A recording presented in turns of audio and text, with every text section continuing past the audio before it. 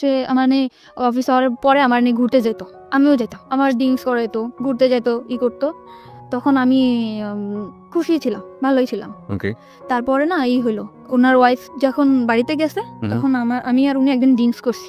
উনি ড্রিঙ্কস করলে কোনো প্রবলেম হয় না, কিন্তু আমি ড্রিঙ্কস করার পরে আমি মানে পুরো অ্যাবনর্মাল হয়ে যায়। তখন আমি চিন্তা করতাম, মানে আমার সেন্সই থাকতো না। কিন্তু নাজিমকে কল করতাম, নাজিমকে কল করে এটা করতাম ওটা করতাম, উল্টাপাল্টা চিল্লাপাল্লা করতাম। তো ওনার ওয়াইফ যখন বাড়িতে গেছে, ওনার বাসায় আমাকে নিয়ে গেছে। এটা কি আপনি জানতেন আগে থেকে যে ওনার বাড়িতে আছে? তা আমি কিছু জানতাম না। আমরা কিন্তু কুড়িল বিশ্বরের একটা বার আছে, ওখানে থেকে ড্রিঙ্কসটা বাইরে এনে ড্রিঙ্কস করছি। এটা জায়গায় বসে ড্রিঙ্কস করার পর আমি অ্যাবনর্মাল হয়ে গেছি। পরে উনি ওনার বাসায় আমাকে নিয়ে গেছে। নিয়ে যাওয়ার পরে সত্যি কথা আমার সেন্স ছিল না তখন, হয়তোবা আমাদের মধ্যে ফিজিক্যাল কোনো রিলেশন আছে, হয়তোবা মানে কি আমি শিওর। আপনি পরবর্তীতে শিওর হয়েছেন? হচ্ছে তার মানে ড্রিঙ্কস করার অনেক রাত্রেবেলা আমার মানে সেন্স একদম আমি এখানে স্যার আমি এখানে কেন, তখন বলতেছে যে তোমার আমার খুব ভালো লাগে, তোমার সব কিছু পারফেক্ট, আমার ওয়াইফের থেকে তুমি অনেক বেটার, এরকম করে বললো। তখন আমি খুব কাঁদতেছি যে আপনি এটা কি করলেন, আপনার সাথে আমার এটা কেন হলো, এরকম করে তখন মাইনে নিছি। নেওয়ার পরে না তখন প্রতিটি অপরাধ এবং ভুল দাঁড়িয়ে থাকে গোপন কিছু ঘটনার উপর।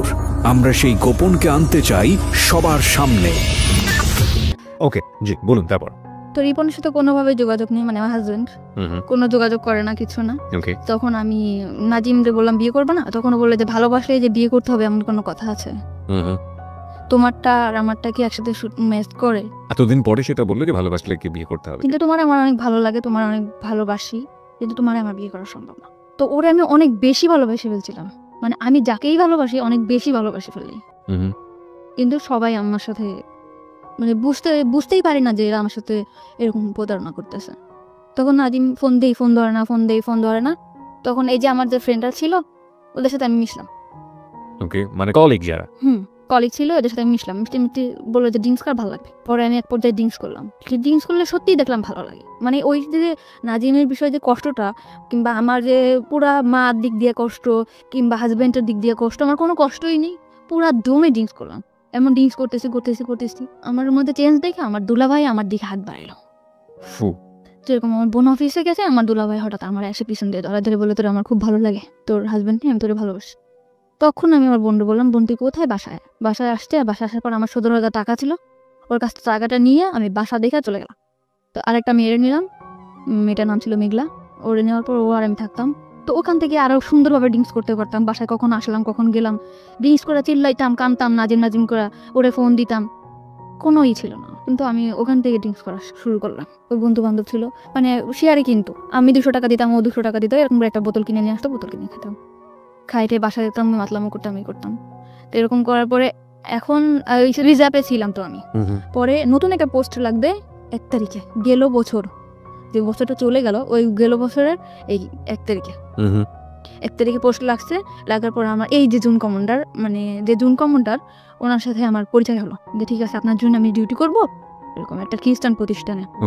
তখন আমার খ্রিস্টান প্রতিষ্ঠানে দিল, আমি ওখানে ডিউটি করতাম। ডিউটি করার পরে ওখানে ডিউটি করতেছে 2টা মেয়ে, আমি আর একটা মেয়ে, আর ওই বাসাটায় থাকতাম। তা আমার হাজবেন্ড আমার সব দিক দিয়ে যোগাযোগ বন্ধ ছিল, কোনোভাবে আমার সাথে কোনো যোগাযোগ করতো না। তা আমার যে ছাড়টা ছিল উনি আবার আমার খুব হেল্প করতো। মানে কিরকম, আমি ঠিক মতো বাসায় যাচ্ছি কিনা, কি করতেছি না করতেছি, এই বিষয়টা সে দেখতো। তারপর আমি ড্রিঙ্কস করতেছি, এটা অনেকভাবে বাধা দিত যে পাখি আপনি ড্রিঙ্কস করবেন না, এরকম না করতে। আমি আপনার না কেন শুনবো, আমি আপনার না শুনবো না, আমি একজনকে ভালোবাসি, এরকম আমি এত বেশি ভালোবাসতাম, চিল্লাপাল্লা করতাম, ড্রিঙ্কস করতাম, রাস্তাঘাটে চিল্লাপাল্লা করতাম। তখন আমারে বললো যে একটা মানুষ এত ভালোবাসতে পারে। তখন আমার ওই স্যার নাজিমকে ফোন দিল যে ভাইয়া একটা মেয়ে আপনাকে কতটা ভালোবাসে। তখন ও বললো যে হ্যাঁ মেয়েটা অনেক ভালো, আমি ওকে ভালোবাসি, কিন্তু ওকে আমার পক্ষে বিয়ে করা সম্ভব না। নাজিম এটা বললো। তখন আমার সব কলিগরা ওকে একবার করে ফোন করলো যে ভাইয়া, মানে আপনি সব কলিগের কাছে আপনার উইকনেসটা দেখাতেন, যে আপনার দুর্বলতাটা দেখাতেন। আমি ড্রিঙ্কস করার পরে আমি আর সব সময় ওরকম ওরে ফিল করতাম, আমি আগের মতো ডিউটি করতে পারতাম না, করতে পারতাম না ওরকম। তারপরে আমার করলো, আমি ওখান থেকে সরে আসলাম আস্তে আস্তে, মানে ফ্রেন্ডদের কাছ থেকে সরে আসলাম, কিন্তু আমি বাসায় ড্রিঙ্কস করতাম। তখন আমার স্যার বললো যে তুমি এভাবে ড্রিঙ্কস করো না পাখি, তুমি আসলে অনেক ভালো মেয়ে, এরকম বিভিন্ন রকম কথা বলতো। কিন্তু ওই পোস্টে আমি ঠিক মতো আবার ডিউটিটা করতাম। আমার কোনো জায়গা থেকে আমার ডিউটির কারণে কখনো চাকরিটা যেত না। ওকে, আমি ঠিক মতো ডিউটি করতাম, ডিউটি আওয়ার্সের পরে আমি উল্টাপাল্টা করতাম, যেরকম ড্রিঙ্কস করতাম, আবার বাইরে ঘুরতে যেতাম, এটা করতাম। তখন আমার স্যার আমার দিকে আগে আসলো। কিভাবে আগে আসলো? বললো যে তোমার মতো ভালো যদি আমার ওয়াইফ আমারে বাসতো তাহলে আমার মনে হয় পুরো পৃথিবীটা ওরে দিয়ে দিতাম। এই ধরনের কথা বলতো। মানে তার ওয়াইফের প্রতি অনেক ধরনের দুর্বলতা আমাকে দেখাইতো। মানে তার ওয়াইফ তার দিক দিয়ে পারফেক্ট না, সে তাকে ভালোবাসে না, সে তাকে কোনোভাবে সুখ দিতে পারে না, সে তার ছেলের দিকে যত্ন নেয় না, সে তার সংসারে কোনোভাবেই মানে মন নেই, এরকম। তখন আমি বললাম এসব কথা আমারে বলেন কেন? তখন আমার মনের মধ্যে কিন্তু নাজিমই আছে। সে মানে অফিস আওয়ার পরে আমার নিয়ে ঘুরতে যেত, আমিও যেতাম, আমার ড্রিঙ্কস করাইতো, ঘুরতে যেত, করতো। তখন আমি খুশি ছিলাম, ভালোই ছিলাম। ওকে, তারপরে না এই হলো, ওনার ওয়াইফ যখন বাড়িতে গেছে তখন আমি আর উনি একদিন ড্রিঙ্কস করছি। উনি ড্রিঙ্কস করলে কোনো প্রবলেম হয় না, ওকে, কিন্তু আমি ড্রিঙ্কস করার পরে আমি মানে পুরো অ্যাবনর্মাল হয়ে যায়। তখন আমি চিন্তা করতাম, মানে আমার সেন্সই থাকতো না। কিন্তু ওই নাজিমকে কল করতাম, নাজিমকে কল করে এটা করতাম ওটা করতাম, উল্টাপাল্টা চিল্লাপাল্লা করতাম। তো ওনার ওয়াইফ যখন বাড়িতে গেছে, ওনার বাসায় আমাকে নিয়ে গেছে। এটা কি আপনি জানতেন আগে থেকে যে ওনার বাড়িতে আছে? তা আমি কিছু জানতাম না। আমরা কিন্তু কুড়িল বিশ্বরের একটা বার আছে, ওখানে থেকে ড্রিঙ্কসটা বাইরে এনে ড্রিঙ্কস করছি। এটা জায়গায় বসে ড্রিঙ্কস করার পর আমি অ্যাবনর্মাল হয়ে গেছি। পরে উনি ওনার বাসায় আমাকে নিয়ে গেছে। নিয়ে যাওয়ার পরে সত্যি কথা আমার সেন্স ছিল না তখন, হয়তোবা আমাদের মধ্যে ফিজিক্যাল কোনো রিলেশন আছে, হয়তোবা মানে কি আমি শিওর। ওকে, আপনি পরবর্তীতে শিওর হয়েছেন? ওকে, হচ্ছে তার মানে ড্রিঙ্কস করার অনেক রাত্রে হলে আমার মানে সেন্স একদম আমি এখানে স্যার আমি এখানে কেন?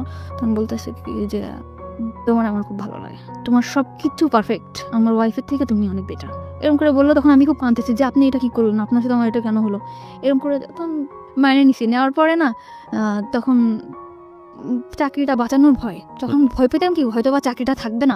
চাকরি না থাকার ভয়টা কেন ছিল? মানে চাকরি করতাম, এটা তো কোনো সরকারি চাকরি না, এটা যখন তখন চলে যেতে পারে। আপনি যার কথা বলছেন উনি চাইলে আপনার চাকরি ডিসমিস করে দিতে পারেন। হ্যাঁ, একজন জুন কমান্ডার ছিল, সে চাইলে চাকরি ডিসমিস করতে পারতো। কারণ ফার্স্ট যেখানে চাকরি করতাম উনি কিন্তু তখন আমার নামে কমপ্লেইন করার পরে আমার চাকরিটা ওখান থেকে যাওয়ার পরে আমি রিজার্ভে আসছিলাম। ওকে, সো আপনার এই ভয়টা কাজ করতো? হ্যাঁ, এই ভয়টা কাজ করতো, এই যে আমার যদি কোনোভাবে চাকরিটা না যেত। তারপর এরকম সে আমার বিভিন্ন জায়গায় ঘুরতে নিয়ে যেত, বিভিন্ন জিনিস গিফট করতো, কিনে দিত। আপনি এগ্রি করে গেলেন? হ্যাঁ, আমি এগ্রি করে গেলাম যে নাজিমের অ্যাবসেন্টটা কিন্তু সে ঢুকে পড়ছে আমার লাইফে। এত দ্রুত মানে কি বেশ কিছুদিন হয়েছে, 4 মাস এরকম। সে এরকম একটা মানুষ যে সে কিভাবে যেন আমার ক্যাশ করে ফেললো। আর তারা আমি কিন্তু ফার্স্ট টাইমে বলতাম যে আপনার আমি কখনো ভালোবাসবো না। আমি তারা আরো বলতাম যে আপনার ওয়াইফ আছে না, এরকম এরকম জিনিস গিফট করবেন, এইভাবে করে। সে অনেক ওয়াইফকে কিভাবে কনভিন্স করবে? হ্যাঁ, সে তার ওয়াইফকে কিন্তু অনেক চেষ্টা করতো, কিন্তু তার ওয়াইফ সেরকম ধরনের ছিল না অ্যাকর্ডিং টু হিজ ল্যাঙ্গুয়েজ, মানে তার ভাষ্য অনুযায়ী। ওকে, তার কথা অনুযায়ী সে এরকম ছিল না, সে পারফেক্ট ছিল না, ঠিক আছে। তারপরে এরকম আমার তখন আপনার আগের হাজবেন্ডের সঙ্গে আপনার না, আমার ডিভোর্স হয় নাই। আমার আগের হাজবেন্ডের সাথে আমার ডিভোর্স ছিলই না। আমার হাজবেন্ডের সাথে আমার কোনো যোগাযোগও ছিল না। তারপরে এই করছে এরকম আসতে যাইতো, আমার ডিউটি আওয়ার্সের পরে তার সাথে আমরা একসাথে ঘুরতে যেতাম, খাইতাম, ঠিক আছে, এরকম ভাবে ছিল। সে এরকম আস্তে আস্তে আমার একদম অনেক কাছে চলে আসলো। সে মনে করেন আমার ডিউটি আওয়ার্সের পরে আমার না দেখলে পাগল হয়ে যেত, যেমনি হোক আমার বোঝাতো। সে চলে আসতো, কোথায় চলে আসতো? অফিসের ওখানে চলে আসতো, আইসা আমার নিয়ে বাসায় নামায় দিয়ে আসতো। যেহেতু সে একজন অফিসার এবং তার আন্ডারে তো অনেক এমপ্লয়ি কাজ করে, বাকি সবাই বুঝতো না ব্যাপারটা, এবং তার জন্য এটা প্রেস্টিজিয়াস না? দূরে থাকতো অফিস থেকে, মনে করেন এখান থেকে 10-5 মিনিট হাঁটে যাওয়া লাগবে, এরকম এতটা দূরে থাকতো সে আমার রিক্সায় যাইতে কষ্ট হবে দেখে সে রেগুলার, একটা ভাঙা রোড ছিল, ওই ভাঙা রোডের রেগুলার আমার জন্য বাইক নিয়ে দাঁড়ায় থাকতো। ওকে, ওখান থেকে আমাকে নিয়ে ওখানে নামায় দিয়ে আসতো, নামায় দিয়ে আসতে এরকম রেগুলার দিয়ে আসতো। তারপরে আমি বুঝলাম যে আসলে সে আমাকে অনেক ভালোবাসে, অনেক ভালোবাসে। তারপরে আমি আস্তে আস্তে ওনার প্রতি দুর্বল হলাম। তখন আমি দেখলাম যে না, তার ওয়াইফ তার প্রতি না, তখন আমি তার প্রতি দুর্বল হলাম। ও দুর্বল করে ফেলছিল আমাকে, এমন মানে ওয়াইফ তার প্রতি ডিভোটেড না, এটা তো তার ল্যাঙ্গুয়েজ ছিল, তার ছিল। আর আমিও বুঝতাম। কিভাবে বুঝতেন? মানে সে যখন ফোনে কথা বলতো, মানে তার ওয়াইফের বলতো একটু পানি দাও তো, তুমি নিয়ে খাও, এটা আপনি ফোনে শুনতে পাতেন? হ্যাঁ, এটা আমি শুনতে পেতাম। তুমি নাও কিংবা এদিকে আসো তো, মানে আমি শুনতাম। তার ফ্যামিলি সম্পর্কে আপনি কতটুকু জানতেন? শুধু ওই ওয়াইফের বদনামই জানতেন নাকি আরো কিছু জানতেন? না, ওয়াইফের অতটুকু জানতাম, তার ফ্যামিলিটা অনেক বেশি ভালো ছিল। কিরকম? সে তার রুমে সে অনেক দিক দিয়ে তার ওয়াইফের সুখে রাখছিল, কিন্তু সে যে তার ওয়াইফ, সে কখনো মনে করতো না যে আমার হাজবেন্ডের সুখে আমি সুখী। সে মনে করতো তার সুখই তার সুখ, হাজবেন্ডের যে একটা জিনিস, এই জিনিসটা যে আমার, সে এটা ভাবতো না।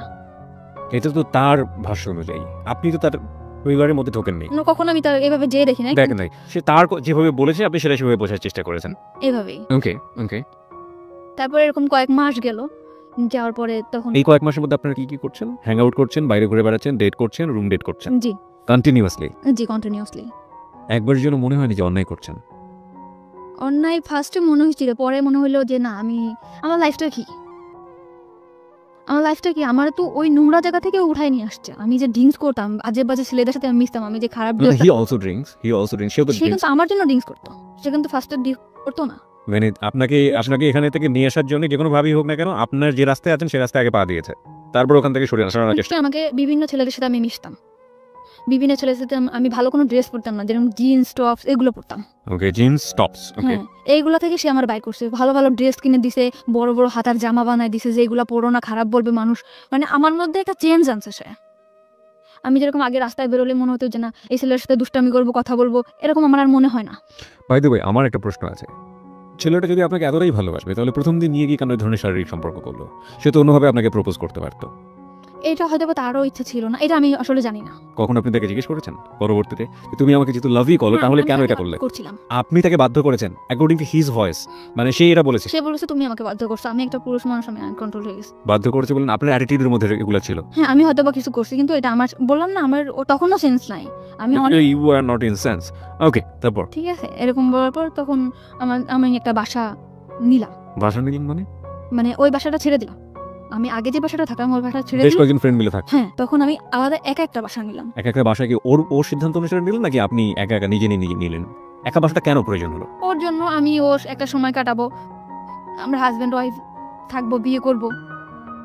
বিয়ে করার কথাও আপনাকে বলেছেন? হ্যাঁ, অল টাইম আমারে বলতো, যে আমি পরে বলতো হ্যাঁ বিয়ে করবো, সমস্যা কি, তুমি আমার ওয়াইফ, সব জায়গায় বলতো। ওর কখনো ভয় থাকতো না যে না আমি একটা জায়গায় বলবো আমার ওয়াইফ, কখনো আমার নিয়ে ঘৃণা করতো না। ও বলতো যে তোমার আমি একটা পচা নর্দমা থেকে ওটা নিয়ে আসি, তুমি আমার কাছে একটা পবিত্র। ও আপনার পাস্ট সম্পর্কে জানতো, অতীত সম্পর্কে জানতো? সব, আমার পুরা ফ্যামিলির ডিটেলসও জানতো, মা বাবা ভাই বোন সব জানার পরেও আমার প্রতি অনেক বেশি দুর্বল হয়েছে। তো এরকম করে সবসময় বলতো, অনেক অনেক লাভ করতো। বাসা নিলেন কোথায়? বাসা নিলাম অফিসের পাশেই। অফিসের পাশেই? আপনার কলিগরা জানতো যে এই ধরনের সম্পর্কে আপনি ওদের জড়াতেন? পুরোপুরি সিক্রেট ছিল বিষয়টা? হ্যাঁ, পুরোপুরি সিক্রেট। আমার সবাই জানতো আমার হাজবেন্ড আছে, আমার একটা বেবি আছে, বাচ্চা, মেয়ে বাচ্চা, এটা জানতো। আমিও সবসময় ফেস করতাম যে আমার একটা বেবি আছে, মেয়ে, এরকম করে ফেস করতাম। তো ওরকম বাসায় আসতো যাইতো, সবাই জানতো আমার হাজবেন্ড। তো আমাদের মধ্যে না বিয়ে একটা সময় কাজী অফিসেও নিয়ে গেছে আমাকে। কাজী অফিসে নিয়ে গেল? হ্যাঁ, চলো বিয়ে করবো। গেছি, তখন আমার ডিভোর্স হয় নাই। তখন কাজী অফিস থেকে বললো যে ওনার তো ডিভোর্স হয় নাই, 3 মাস, ডিভোর্স হওয়ার 3 মাস পর বিয়ে করতে হবে। এ কথা বলার পরে বলতেছে যে তাহলে কি করব? তখন আমি বললাম যে ঠিক আছে, আমি ফ্যামিলির সাথে কথা বলি, মা বাবার সাথে বলি যে আমি ডিভোর্স করব। আপনি কি জানতেন যে উনি যদি আপনাকে বিয়ে করতে চায় তাহলে ওনার আগের ওয়াইফের পারমিশন লাগবে? হ্যাঁ, না এটা আমি জানতাম না। এটা আপনি তখন জানতেন না, তখন এটা আমি জানতাম না। Okay. তখন আপনি তখন কখনো কি প্রশ্ন করেছেন যে তুমি যে আমাকে বিয়ে করতে চাচ্ছ, তোমার আগের ঘরের কি হবে, আগের সংসারের কি হবে? মানুষের 2টা বউ থাকে না, এটা অ্যান্সার দিত? আমি যদি চালাইতে পারি, আমার কি 2টা বউ থাকতে পারে না? আর আমি তো এটাই আপনি মানতাম। তো একটা সংসারের স্বপ্ন দেখতেন, সুন্দর একটা সংসার যেখানে আপনার বিচরণ থাকবে, সুন্দর একটা ঘর, সেখানে আরেকজন মানুষের শেয়ার আছে, এটা মানতে পারতেন? এটা হয়তো বা মানতে পারতাম না, কিন্তু তখন আমি এমন একটা অবস্থায় ছিলাম, ওরে পাওয়ার জন্য সবকিছু করতে রাজি। ও 2টা কেন 5টা বউ থাকবে, ও তো আমারও সময় দিতেছে।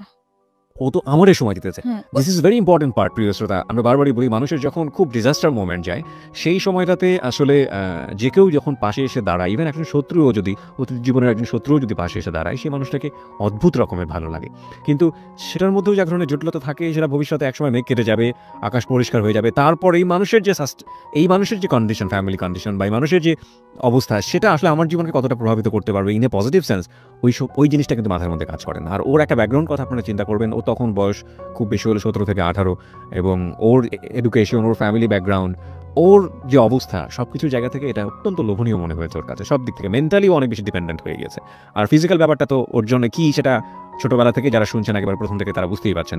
হ্যাঁ, বলুন। তারপর তখন বাসা নিলেন? তো কাজী অফিসে কাজী আমাদের বলল যে তোমার বিয়ে তো করতে হবে, বিয়ে তো করবা, আজ করো 3 মাস পরে করবো। কিন্তু সবচেয়ে বড় কথা হলো মানুষের শরীরে, মানে লোক দেখানো বিয়ে এবং ইসের বিয়ে থেকে, মানে কাগজে কলমে বিয়ে, হাদিস মোতাবেক বিয়ে, যেটা থেকে সবচেয়ে মনের বিয়েটাই বড়। এটা হলে না, তখন আমি এটার মধ্যে কাজ করতে, যে আমাদের তো মনের বিয়ে তাহলে হয়েই গেছে, বিয়ে করব। আর ও যেখানে যাবে আমার ওয়াইফ, সব জায়গায় বলতে আমার ওয়াইফ। আমি বলতাম আমার হাজব্যান্ড। আমার নাম কিন্তু ইসলাম ছিল না, আমি কিন্তু ইসলাম দিছি। কেন ইসলাম? মানে আপনি আপনার রিলিজিয়ন কি? তা আমার হচ্ছে আক্তার। মানে আপনি ধর্ম তো ইসলাম। হ্যাঁ ইসলাম। ইসলাম কেন দিলেন? ওর নামের সাথে ইসলাম আছে এই কারণে, তার নামটার শেষে ইসলাম আছে, যে কারণে আপনি ইসলাম যোগ করে নিয়েছেন। ওকে। তখন থেকে কিন্তু আমার নামের পিছনে ইসলাম যোগ করলাম এবং নাকফুল, এই যে নাকফুলটা তার দেওয়া, যে আমাদের বিয়ে হয়েছে এভাবে।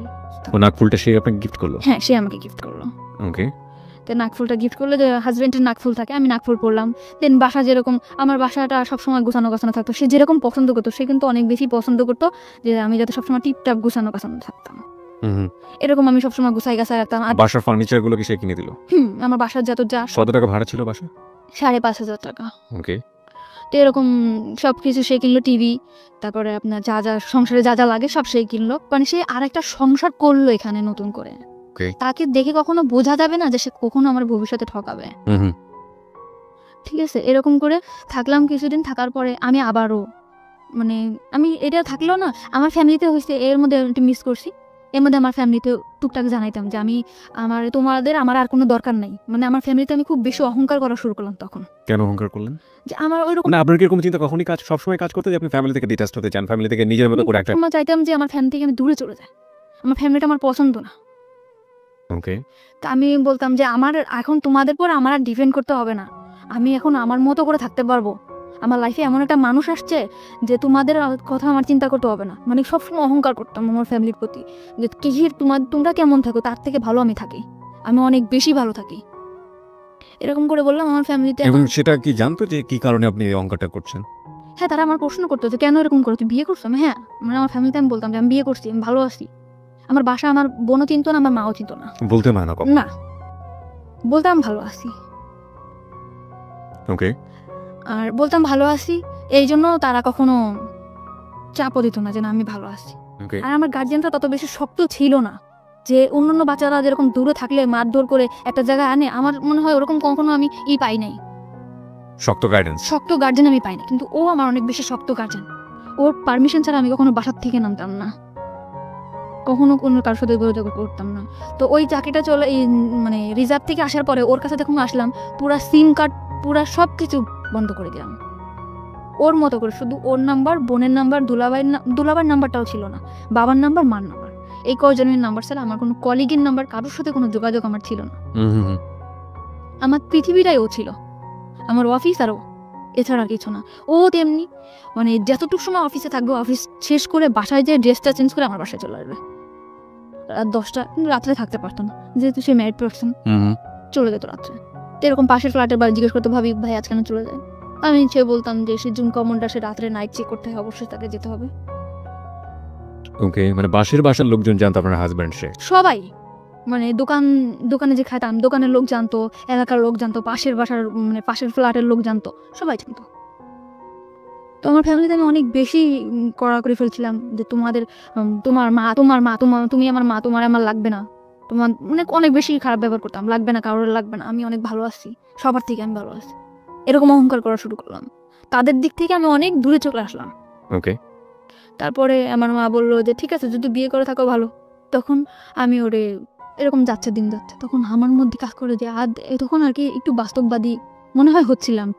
মানে চিন্তা করতাম যে আসলে কি এটা আমার হবে। আমার মনের মধ্যে কিন্তু কাজ করতো যে সে তো আমার হাজবেন্ড না, সে কি আমার সাথে থাকবে, শুধু এটা মনে হতো। এখন আমার মা কিন্তু আমার বলতো, কিংবা ফ্যামিলির সবাই বলতো, মা বলতো যে ছেলে যদি ভালো হয় তো ভালো। আর সবসময় চাইতো যে আমি একটা বিয়ে করি, সংসার করি, আমি নিজের মতো করে বিয়ে করি, যাতে আমি সবসময় তোমার ফ্যামিলির বকাবকি করতাম যে কি বিয়ে দিছো, আমার লাইফটা কেন এরকম হলো। এরকম বলার পরে বললো যে তুই যদি ভালো থাকিস তো ভালো। আমি বলতাম যে মা আজকে এই বাজার করছে, ওই বাজার করছে, মাও ভালো। কিন্তু মা সবসময় বলতো যে যাই হোক, শুনলি তো অনেক ভালো, তুই ওর কাছ থেকে কিছু টাকা পয়সা রেখে দিস, জিনিসপত্র, গয়নাগাটি। আমার মধ্যে না কখনো এই লোভটা কাজ করতো না। ও কিন্তু অনেক ভালো একটা জব করে, আমি কিন্তু ইচ্ছা করলে ওর কাছ থেকে অনেক টাকা যখন তখন নিতে পারতাম। আমি সংসারিক খরচ ছাড়া ওর কাছ থেকে কখনো টাকা নিতাম না। মানে আমার মাকে দিয়ে সবসময় বলতো যে ওর কাছ থেকে টাকা নিয়ে রাখবি, 10,000 টাকা, 5,000 টাকা নিয়ে রাখ। এই কথাগুলো কিন্তু ওরা আমি কখনো বলতাম না, কারণ আমার ফ্যামিলি অনেক বেশি ছোট হয়ে যাবে ওর কাছে। ঠিক আছে, এরকম টাকার কথা বলতো। মামি, আপনার মা কবে জানলো ওর সম্পর্কে? মা তো পরে বলার কথা। বোনের বাসা থেকে চলে আসার পরে কিভাবে? ফোন দিয়ে বলছি, আমি ফোন দিয়ে বলছি। ফোন দিয়ে কি বলেছিলেন? যে আমি মানে আমার বললো যে তুই বাড়িতে আসিস না, যোগাযোগ করিস না। তখন আমি বললাম ভালো আছে, আমি বিয়ে করছি। তখন ওর সাথেও ফোনে কথা বললো, ওর সঙ্গে কথা বলতো, কি বললো? বললো আন্টি আন্টি আমি ওর সাথে একসাথে চাকরি করি, ভালো, ও খুব ভালো মেয়ে, এই সেটা বললো। কিন্তু আমাদের মধ্যে যে রিলেশন আছে ও বললো মানে ওইটা বলেনি যে ও আপনাকে বিয়ে করেছে? না। ওকে। কিন্তু ও বললো যে ওর নিয়ে কোনো টেনশন করা লাগবে না, আমি আছি ওর পিছনে, সারা জীবন থাকবো। ওকে, ওর স্ট্যাটাস কি, ফ্যামিলি স্ট্যাটাস কি, কি অবস্থায় আছে কিছুই জানে না না আপনার ফ্যামিলি? না। ওকে ফাইন, তারপর?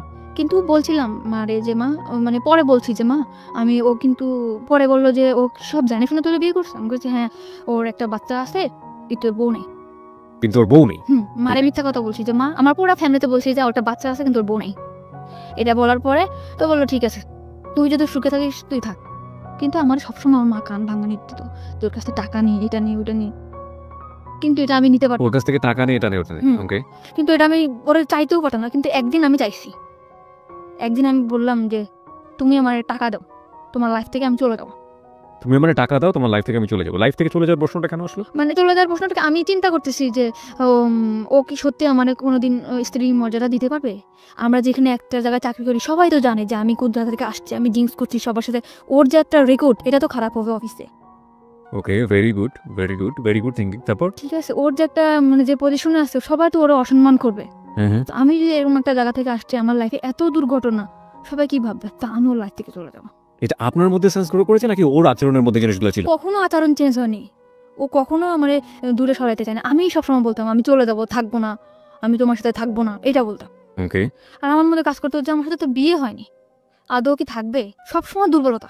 না, একটা জিনিস আমি বুঝতে পারছি, সেটা হচ্ছে যে আপনার নাজিমের সঙ্গে তখন তো আপনি চাইলে ডিভোর্স দিতে পারতেন, যেহেতু আপনাকে বিয়ে করতে চাচ্ছে। আপনি ডিভোর্সটা কেন দেননি? আপনি কেন ডিভোর্সটা দেননি? আমি চাইছিলাম যে সে ডিভোর্স দিক। নাজিম আপনাকে ডিভোর্স দিক? নাজিম না, রিপন। সরি, রিপন আপনাকে ডিভোর্স দিক। হ্যাঁ। রিপন আপনাকে ডিভোর্স আর ওর দিয়ে আপনার লাভটা কি? না, আমি ওর প্রতি আমার কোনো ইয়াই ছিল না। তো তাহলে আপনি কেন দেননি? ওর প্রতি মানে ওর পিছনে আমি চিন্তা করতাম যে ওর পিছনে আমি 1 সেকেন্ড নষ্ট করি, ওইটাই আমার নষ্ট। ডিভোর্স যা হয় হোক। কিন্তু আপনার তো এই ভদ্রলোককে পাওয়ার জন্য, বিয়ে করার জন্য আপনার অন্তত আপনার জায়গা থেকে পথটাকে ওপেন মানে খোলাসা রাখতে হবে। সেই জায়গাটা থেকে তো আপনাকে সিঙ্গেল স্ট্যাটাসে আসতে হবে। আপনি তো কাগজে কলমে তখনও কারো না কারো বিবাহিত বউ। তো আপনার কখনো মনে হয়নি যে আপনি ওকে ডিভোর্স দিয়ে দিবেন, রিপনকে ডিভোর্স? তো বহুবার মনে হচ্ছে যাই ডিভোর্স করি, আবার মনে হচ্ছে না করবো, সমস্যা কি? কিন্তু ওইভাবে যদি আমি জানতাম যে আসলে আমাদের অমুক ডেটে বিয়ে, কিংবা আসলে বিয়েটা মানে ফিক্স করা যদি থাকতো তাহলে আপনি এরকম একটা, কিন্তু আসলে বিয়ের ব্যাপারটা খুব ইমোশনাল ছিল, চলো করে ফেলি, করে ফেলি, তারপর আবার যা সেরকম অবস্থায় চলে যাওয়া। ওকে, মানে সিরিয়াস ছিলেন না আপনার আলটিমেটলি। ইমোশন যখন আসতো তখন সবকিছু করে ফেলবো, ইমোশনটা থেমে গেলে আবার আগের জায়গায়। Very important. ওকে, তারপর? তখন আমি ওরে বললাম যে আমি তোমার লাইফ থেকে চলে যাবো। তখন ও বললো কেন চলে যাবা? আমি তো থাকবে না, কারণ এইভাবে হয়, তুমি কখনো আমার সাথে রাত্রে থাকতেছো না, তুমি আমার বিয়ে করতেছো না, আমি এভাবে কি সংসার জীবন হয়? আমার একটা সংসার না এটা। তখন ও বললো যে তুমি আমার লাইফ থেকে চলে যাও, তুমি টাকা চাচ্ছ, তুমি টাকা নিবা, কিন্তু এই বাসায় থাকবা, তুমি এই বাসা থেকে কোথাও যেতে পারবা না। ও টাকার নিয়ে আপনাকে প্রশ্ন করেনি যে তুমি টাকা দিয়ে কি করবা? কোনো দিনও প্রশ্ন করে নেই, কোনো প্রশ্ন সে করেনি। টাকা চাচ্ছ, টাকা নিবা। হ্যাঁ, টাকা চাচ্ছ, টাকা নাও, তোমার অ্যাকাউন্ট করে দিয়েছি, অ্যাকাউন্টে রাখো, তাও ভালো, কিন্তু তোমার আমি কখনো আমার জীবন থেকে তুমি যাইতে পারবা না। প্রিয় শ্রোতা, আমাদের আর একটা বিরতির সময় হয়েছে, আমরা এখানে একটা বিরতি নিতে চাই। আপনারা সবাই শুনছেন close up presence hello 8920 ABC radio FM 89.2 এ। আমি আরজি কিবরিয়া রয়েছে আপনার। Something beyond entertainment. Welcome.